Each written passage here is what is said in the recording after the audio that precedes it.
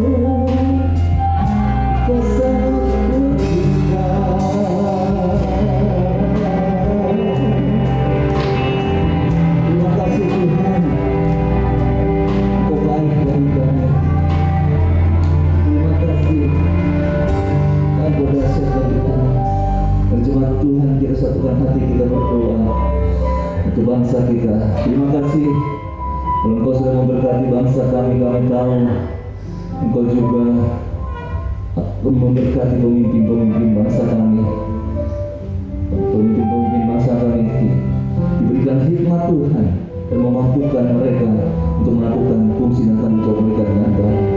Dan berdasarkan kalimat di dalam nama Yesus, perubahan-perubahan yang terjadi hari-hari ini justru membawa kebaikan bagi bangsa kami. Biar perekonomian bangsa kami kembali bangkit. Begitu banyak perubahan-perubahan, percepatan-percepatan yang terjadi. Kami juga berkata dalam nama Yesus Kristus, Tuhan sedang bekerja mendatangkan kebaikan bagi bangsa kami. Terima kasih Bapak. Begitu banyak kesembuhan yang terjadi hari-hari ini bagi saudara-saudara kami yang terpapar COVID-19. Kau berkati para dokter, para medis yang bertugas demikian rupa. Kau berkati mereka. Juga untuk gereja-gereja Tuhan. Kau pakai gereja-gereja Tuhan. Di mana gereja-gereja Tuhan sudah diberkati Tuhan. Gereja-gereja Tuhan juga hamba-hamba Tuhan, anak Tuhan bergerak juga untuk memberkati bangsa ini. Untuk gereja kami tempat ini juga Kau pakai Tuhan, menjadi terang, menjadi garam, dan melalui kesaksian anak-anak Tuhan di tempat ini ada begitu banyak orang yang diselamatkan mengenal Yesus Kristus sebagai Allah dan Juru Selamat. Terima kasih Bapak yang menjadi doa kami. Sebentar kami juga akan memberikan korban persembahan Tuhan. Siapa yang kami beri berguna untuk pekerjaan Tuhan yang ada, kami kembalikan semuanya hanya untuk kemuliaan nama Tuhan.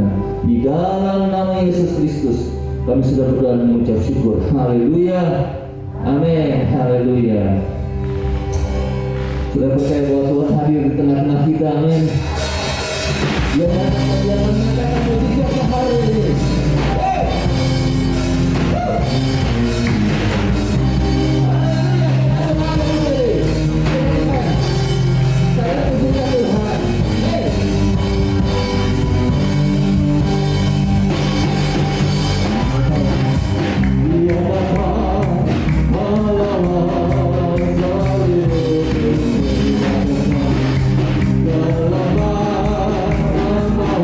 Terima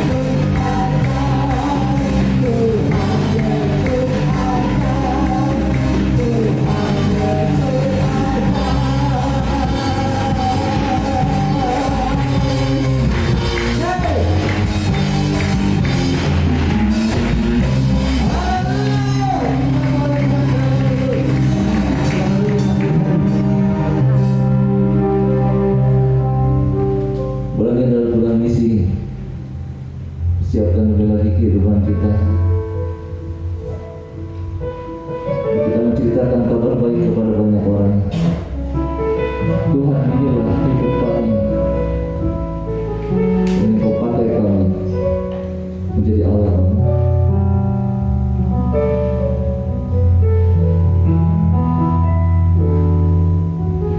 Tuhan, inilah hidupku. Ku serahkan padamu segala cita-citaku, masa depanku menjadi milikmu. Jadikan kami di tengah keadaan dunia,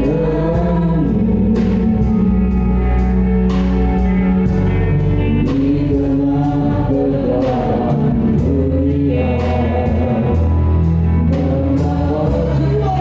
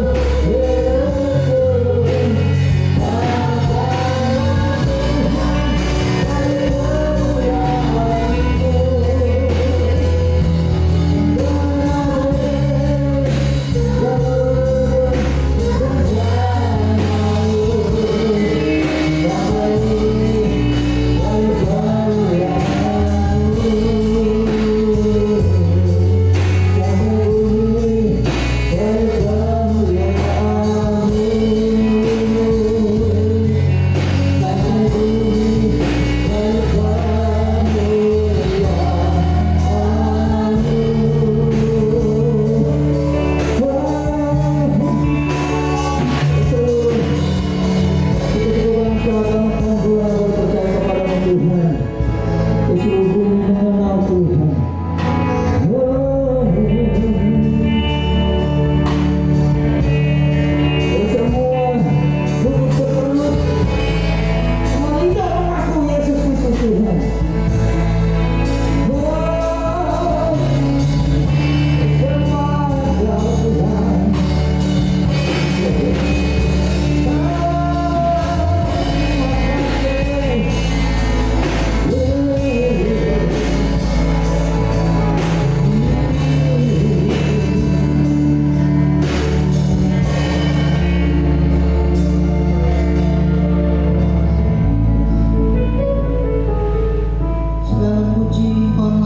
Pakailah Tuhan bagi bersyukur buat pagi hari ini. Kami boleh ada di bait-Mu yang kudus. Kami boleh memuji menyembah Engkau. Dan saat ini Tuhan, waktunya kami mendengar sebagian daripada isi hati. Kiranya Engkau melawat setiap kami yang ada di gereja maupun yang ada di rumah, sama-sama diberkati oleh Engkau. Jika ada kuasa-kuasa yang bukan daripada-Mu mengganggu hati dan pikiran kami, sehingga kami tidak bisa menerima berkat yang sejati daripada-Mu, kami sehati untuk menolak, menghancurkannya di dalam nama Yesus Kristus. Biarlah kuasa Roh Kudus hadir di tempat ini maupun di rumah-rumah. Siapapun yang mendengar ibadah, mengikuti ibadah ini, sama-sama dikuasai oleh kuasa Roh Kudus. Berbicaralah Tuhan, karena kami sudah siap hanya di dalam nama Yesus Kristus. Kami berdoa dan bersyukur. Haleluya. Setiap kita katakan amin. Amin. Shalom Bapak Ibu Saudara yang dikasihi Tuhan, di tempat ini maupun di rumah-rumah.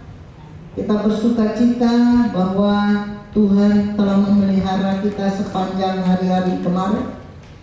Tuhan telah melindungi kita, menjauhi kita daripada sakit penyakit, terutama sakit COVID. Kita tetap ada dalam perlindungan Tuhan. Amin.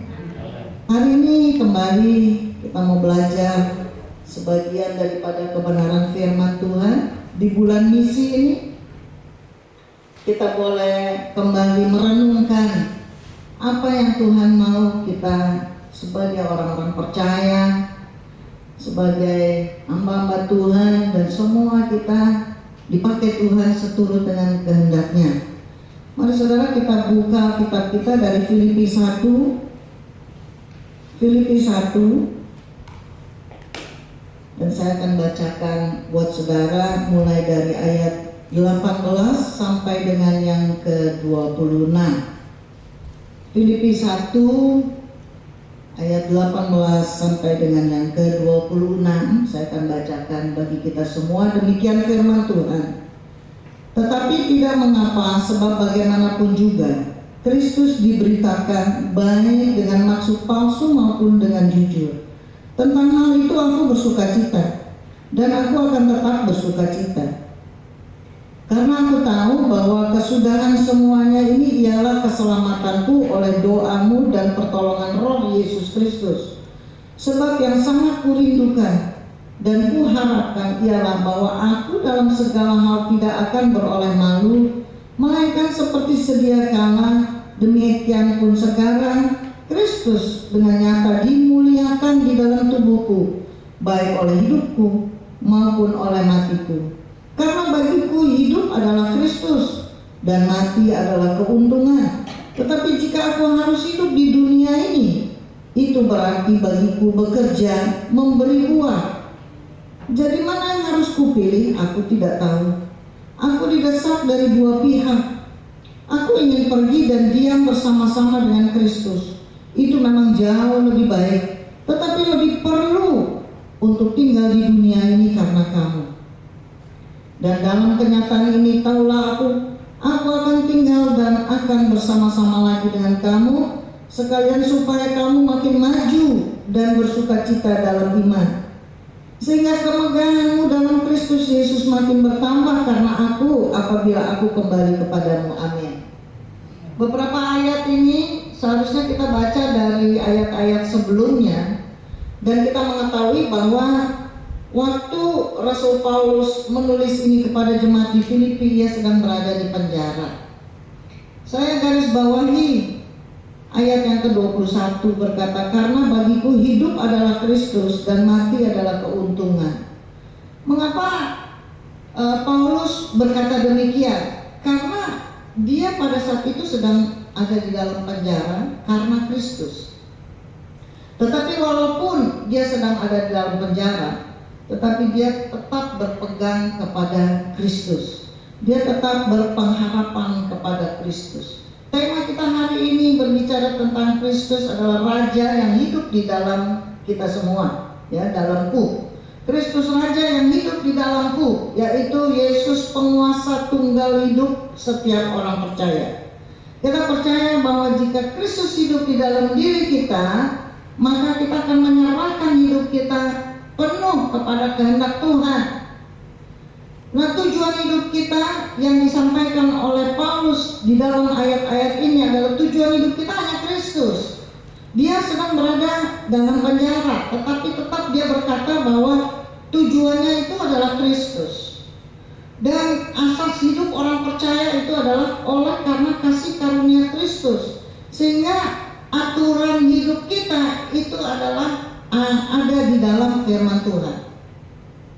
Ini konteks perikop yang pendek ini berbicara tentang tujuan hidup orang percaya. Dan orang percaya memiliki tujuan hidup tentu ada aturannya. Nah, aturannya itu ada di dalam firman Tuhan. Jika tujuan hidup kita sebagai orang Kristen adalah melakukan kehendak Tuhan sesuai dengan anugerahnya Tuhan, maka kita harus mengerti apa yang Tuhan mau kita lakukan sebagai orang percaya.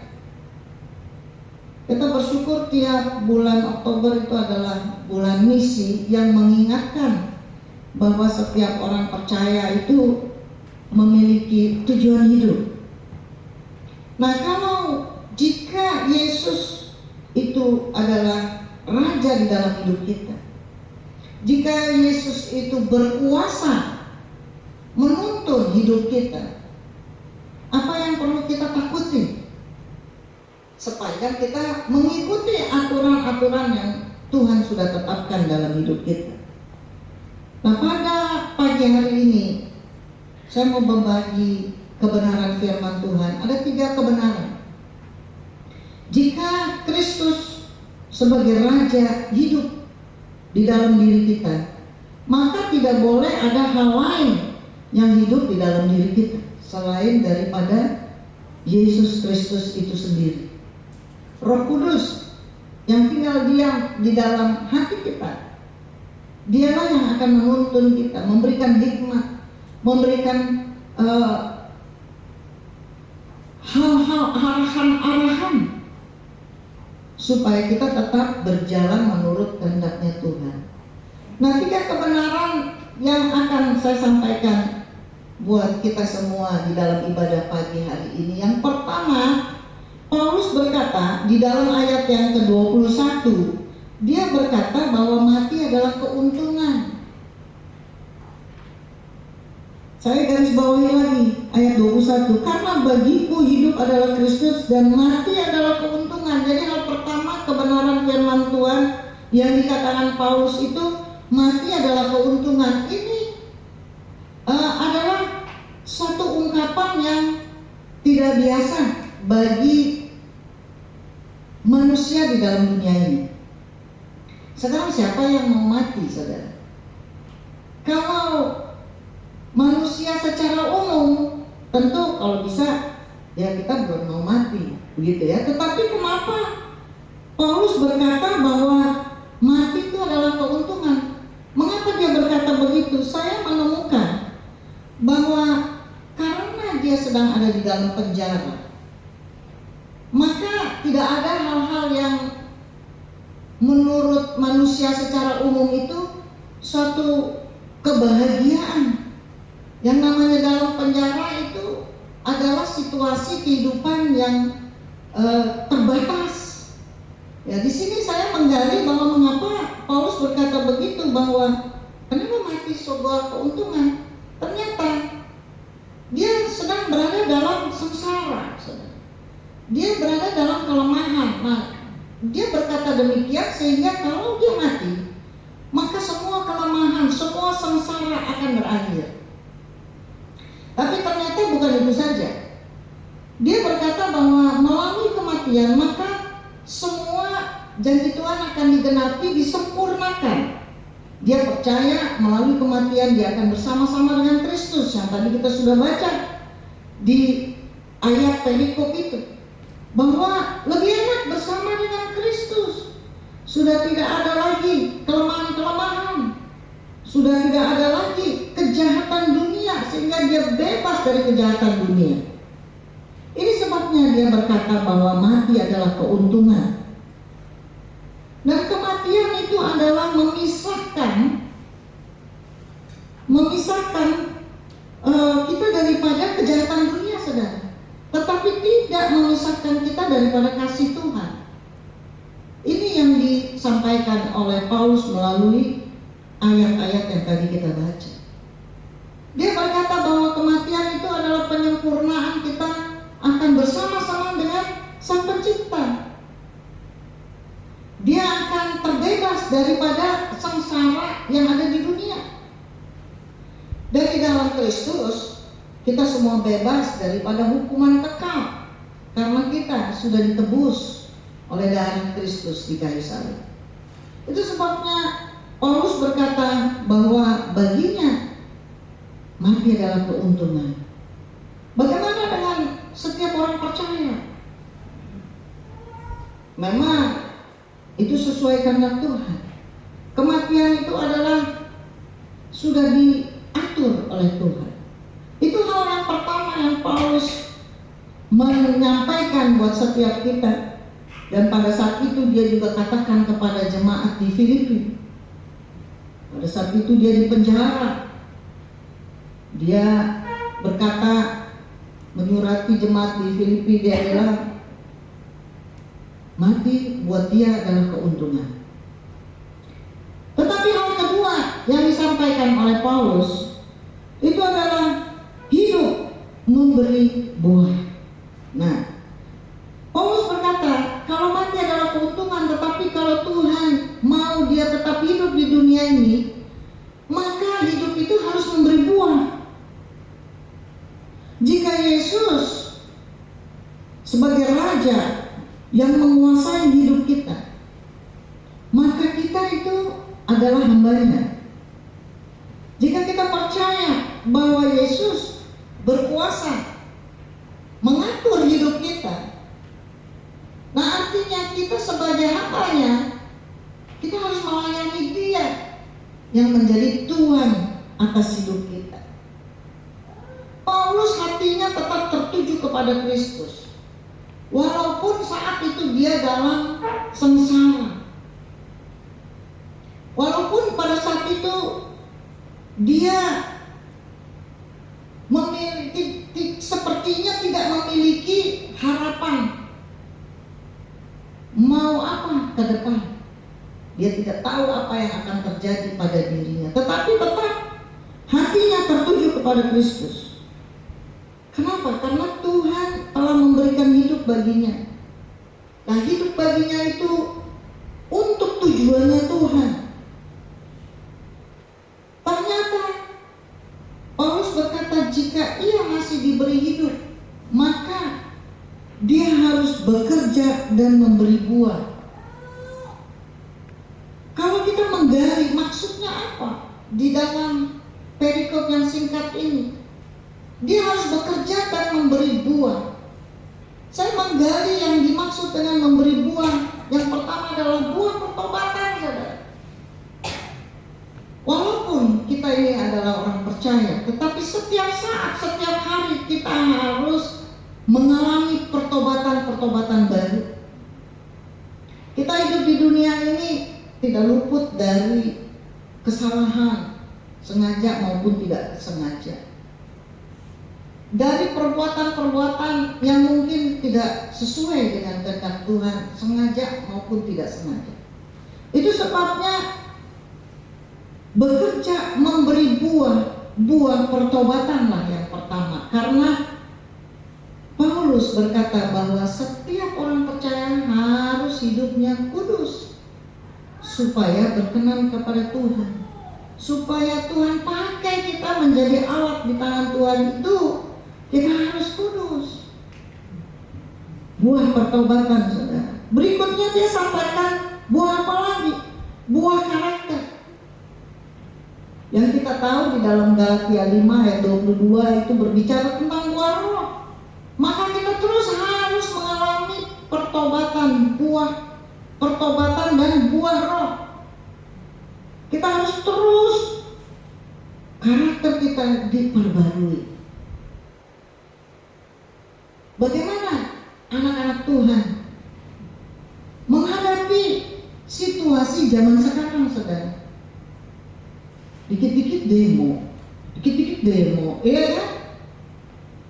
Nah ini, bagaimana anak Tuhan menghadapi hal itu? Apakah ikut-ikutan? Padahal tidak tahu latar belakangnya, tapi ikut-ikutan seru-seru. Apakah karakter daripada orang-orang percaya? Saya berharap demo di Jakarta itu nggak ada orang Kristen. Amin? Nggak ada orang Kristen. Sedih melihat semua dihancurkan. Halte-halte bus yang begitu indah dibakar. Mobil-mobil parkir dibakar. Ternyata di kota-kota lain juga begitu, saudara. Sedih sekali. Sedih sekali. Ya, saya berharap mereka bukan orang Kristen. Karena orang Kristen, mereka memiliki buah karakter. Amin. Apalagi yang dimaksud bekerja, memberi buah.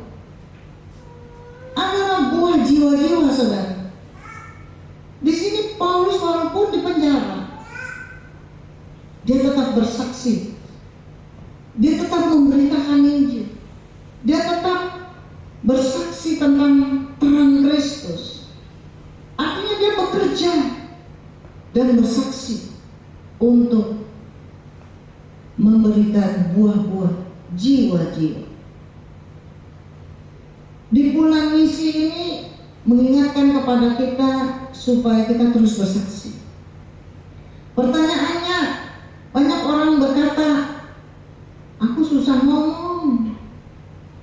Tetapi bersaksi itu tidak perlu bicara atau ngomong yang indah-indah, harus bagaimana, harus menafsir Alkitab. Tetapi bersaksi itu adalah bersaksi tentang kebaikan Tuhan. Kalau saat ini kita masih dipelihara Tuhan, itu adalah suatu kesaksian yang luar biasa. Kita masih ada dalam perlindungan Tuhan, itu luar biasa. Saya kadang-kadang WA ke teman-teman kerja, ke klien-klien saya, sehat ya Pak, Bu, tetap dalam perlindungan Tuhan. Oh, responnya luar biasa, karena itulah yang dibutuhkan. Tetap ada dalam perlindungan Tuhan. Kita bersaksi supaya orang akan melihat bahwa kita punya Tuhan yang ajaib luar biasa. Kalau kita punya Tuhan yang ajaib, kita punya Tuhan yang luar biasa, dan kita juga menjadi teladan di dalam kehidupan kita. Dengan teladan kita, dengan kesaksian hidup kita saja, pasti orang mau ikut Tuhan, mau percaya Yesus melalui kehidupan kita. Tidak perlu berkhotbah, karena tidak semua orang diberikan karunia untuk berkhotbah. Tetapi semua orang percaya diberikan karunia sama Tuhan untuk bersaksi, untuk bercerita, cerita saja, bersaksi saja bahwa bagaimana Tuhan tolong kita, terlebih di masa-masa sekarang, terlebih di masa sekarang yang serba sulit, tetapi kok tetap kita dalam pemeliharaan Tuhan. Kan luar biasa Tuhan kita itu. Amin. Itu sebabnya Paulus berkata, pada saat kita diberi hidup, dan tentu kita masih mendapatkan tugas dari Tuhan. Di saat kita masih diberi kesempatan untuk hidup di dunia ini, maka kita pasti percaya kita ada dalam pemeliharaan Tuhan Yesus. Kita mendapatkan proteksi khusus.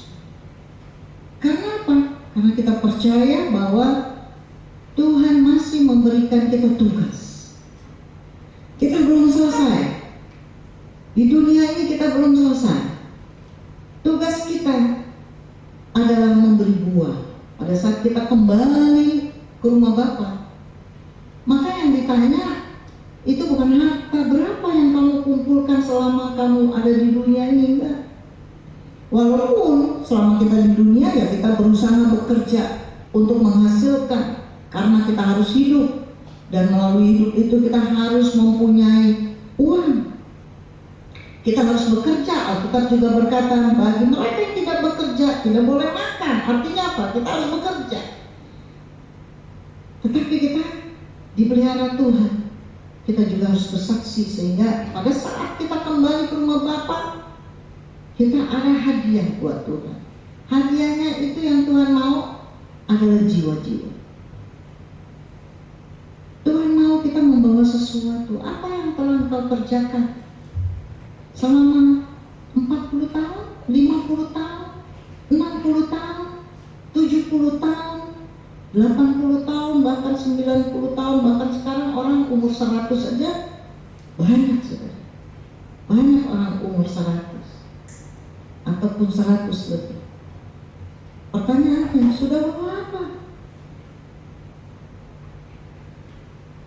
Rasul Paulus berkata bahwa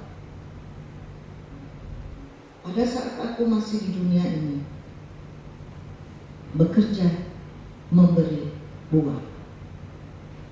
Itu kebenaran kedua, saudara, yang diberitakan pada hari ini, pada pagi hari ini, bahwa Paulus hatinya masih tertuju kepada Kristus walaupun ia di dalam sengsara. Amin. Kebenaran ketiga, saudara, jika Yesus Kristus hidup di dalam diri kita, jika Yesus berkuasa, Roh Kudus berkuasa di dalam hati dan kehidupan kita. Tadi yang pertama adalah mati adalah keuntungan. Kalau hidup adalah bekerja untuk memberi buah. Maka hal ketiga, saudara, jika Yesus hidup di dalam diri kita, maka penderitaan adalah kesempatan untuk tetap bersaksi. Kita jangan takut menderita, karena itu adalah satu kesempatan untuk kita bersaksi. Paulus ada dalam penjara, menderita, tetapi dia tetap bisa menjadi saksi Kristus. Seperti Yesus pun dulu menderita, sengsara, tetapi tetap hatinya tertuju kepada misi yang diberikan Allah baginya, yaitu untuk memberitakan Injil, untuk memberitakan kabar baik. Itu sebabnya ketiga hal itu perlu kita miliki, saudara. Jika Yesus hidup dalam diri kita, kita harus semakin maju, kita harus semakin bersuka cita dalam iman kita. Kita tidak boleh mundur, walaupun kita ibadah online, kalaupun kita ibadah di tempat ini, ataupun kita tidak bisa ibadah di dalam gereja, tetapi harus ibadah online karena satu dan dua sebab. Tetapi tidak boleh kita undur dari iman kita. Kita tetap bersuka cita. Kita tetap terus menambah-nambahkan pelayanan kita. Sekarang, saudara, awal-awal pandemi COVID ini, kita harus kerja dari rumah. Banyak sekali rata-rata orang galau, saudara. Galau dalam arti, what to do? Harus gimana nih? Ya, biasanya kita bekerja di kantor atau di lapangan. Kalau orang marketing kan kerjanya di lapangan. Sekarang ini bagaimana? Tapi sekarang ternyata sudah terbiasa, saudara. Bahkan bekerja di rumah enak. Pakai Zoom, pakai video call. Ya, saya bisa jam 10 meeting dengan kantor, jam 12 saya bisa video call dengan seseorang di luar kota. Udah terbang tuh. Ya, tadi malam kami juga meeting dengan Surabaya. Nggak usah naik pesawat. Ya, nggak usah naik pesawat. Wah, enak banget ya. Tadinya satu hari cuma bisa ketemu 2 orang, bisa ketemu 12 orang. Nggak perlu naik pesawat, nggak perlu naik mobil. Wah, enak sekali. Tetapi tidak boleh undur. Kalaupun kita sekarang banyak webinar, banyak doa-doa melalui Zoom, yang dulu kita nggak bisa ikutin, ya, yang dulu, jauh ya, orang dari Serpong, dari Melati, jauh ke Jakarta mau ikut doa di BPH, jauh. Tapi sekarang ya tinggal Zoom aja. Bisa ikut SOS yang tadinya nggak bisa, ya, bisa ikut doa di mana-mana, bisa ikut, bahkan ikut seminar di Singapura. Hebat banget. Jadi inilah penderitaan, sebenarnya itu adalah kesempatan untuk kita bersaksi, melayani lebih, tambah membantu orang. Ya, kita bisa menolong orang lain yang mungkin butuh pertolongan kita. Kita jangan takut untuk melayani jemaat yang membutuhkan misalkan. Sudah terbiasa, saudara. Sudah terbiasa. Kalau Yesus yang adalah Raja penguasa tunggal di dalam hidup kita, maka saudara, inilah yang Rasul Paulus katakan bagi jemaat di Filipi pada saat itu, dan Tuhan Yesus berbicara kepada kita semua saat ini. Biarlah kita tetap bersemangat dalam iman Kristus, karena ada tujuan bagi setiap kita sesuai karunia talenta yang Tuhan sudah berikan bagi kita. Mari kita kerjakan, jadi saksi melalui kehidupan kita. Kalau ada orang tanya, kita ada karena kita punya Kristus di dalam diri kita. Kita sehat karena kita ada dalam pemeliharaan Tuhan. Kita ada sebagaimana kita ada karena kita ada dalam perlindungan Tuhan Yesus kita. Maka kita bersaksi bahwa kita punya Tuhan Yesus yang menyelamatkan, yang memberkati, yang melindungi, yang ada di dalam diri kita. Tetap kuat dalam iman, saudara. Jangan pernah undur. Tetap ikuti ibadah-ibadah, tetap berdoa, tetap baca firman, karena itulah aturan yang Tuhan berikan buat kita supaya kita tetap kuat dalam iman. Amin. Demikian firman Tuhan. Saya undang kita bangkit berdiri. Saya ajak kita nyanyikan sebuah lagu, rhyme-nya saja, kalau ku hidup bagimu, sebelum kita tutup dalam doa. Haleluya Yesus, terima kasih. Kalau ku hidup Tuhan, maka ku hidup bagimu. Haleluya, terima kasih Tuhan Yesus.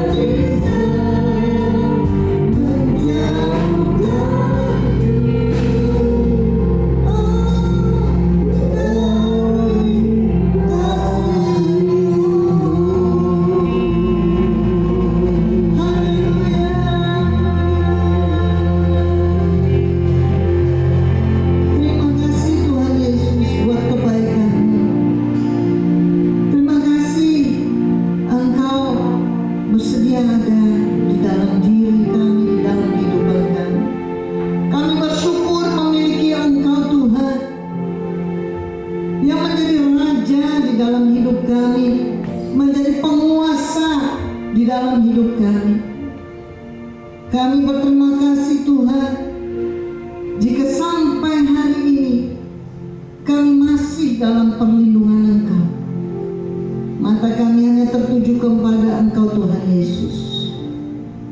Biarlah firman-Mu tetap menjadi arahan hidup kami, supaya iman kami senantiasa bertumbuh dan tetap teguh. Tuhan, jadikan kami saksi-saksi-Mu, sehingga terang Injil-Mu boleh diberitakan di masa-masa ini Tuhan. Kami percaya manusia di dunia ini butuh Engkau. Itu sebabnya Tuhan Kau pakai setiap kami, hamba-Hamba-Mu di tempat ini, umat-Mu di tempat ini. Terlebih Tuhan Engkau pakai supaya boleh menjadi saksi-Mu dimanapun kami berada Tuhan.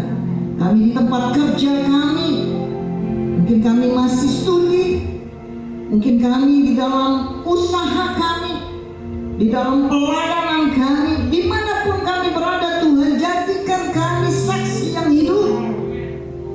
Kami boleh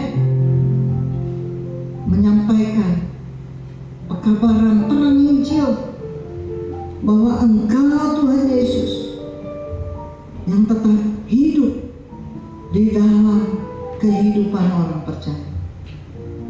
Terima kasih Bapa buat firman-Mu.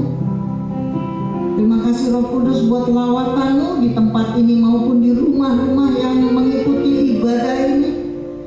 Biarlah kami, setiap kami diberkati, setiap kami dilawat oleh Tuhan, setiap kami yang saat ini dalam kelemahan tubuh disembuhkan oleh kuasa firman-Mu, setiap kami yang saat ini dalam permasalahan pergumulan dibukakan jalan oleh kuasa firman-Mu, setiap kami yang memiliki keterikatan Engkau lepaskan di dalam nama Yesus Kristus. Terima kasih Bapa. Di dalam nama Yesus Kristus kami terima berkat firman Tuhan ini. Dan saudara yang dikasihi Tuhan, saat ini arahkan hatimu kepada Tuhan. Angkatlah kedua tanganmu untuk menerima berkat dari Bapa. Tuhan memberkati engkau. Tuhan melindungi engkau. Tuhan menyinari engkau dengan wajah-Nya dan memberi engkau kasih karunia. Tuhan menghadapkan wajah-Nya kepadamu dan memberi engkau damai sejahtera. Dan saat ini pulanglah, bawalah berkat daripada Allah Bapa di sorga, cinta kasih anugerah daripada Yesus Kristus, dan terimalah kuasa Roh Kudus menyertai engkau mulai saat ini sampai selama-lamanya Tuhan Yesus datang kembali. Di dalam nama Yesus Kristus kami sudah berdoa. Haleluya. Amin.